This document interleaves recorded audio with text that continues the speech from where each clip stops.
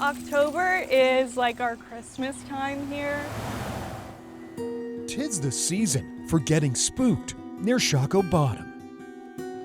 So it's all about the darkness, the unknown. Edgar Allan Poe, the author who penned some of American literature's most chilling tales, called Richmond home.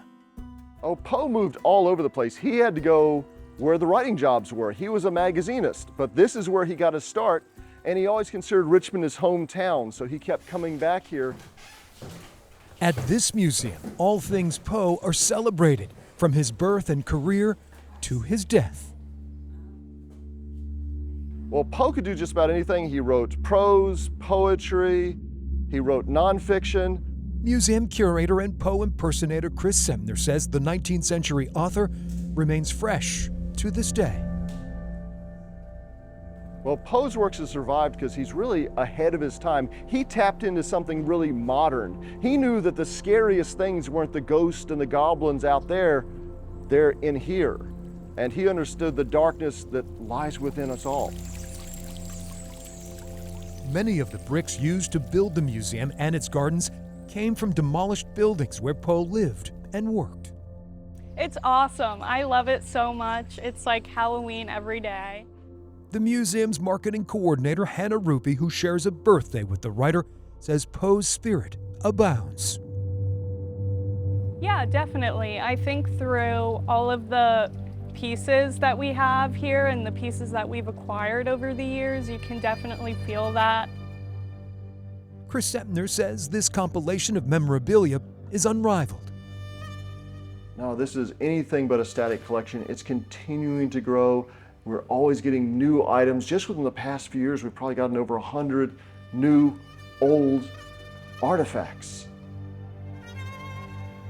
The museum is home to a piece of the writer's original coffin from 1849 and Poe's pocket watch, which inspired him while writing one of his most celebrated works, The Telltale Heart.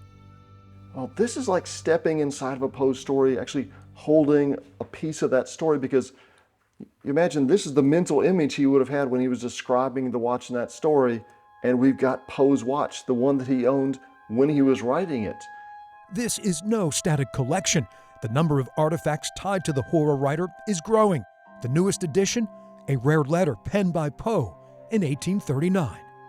There's always new things being discovered and coming into the collection. What makes this missive unique?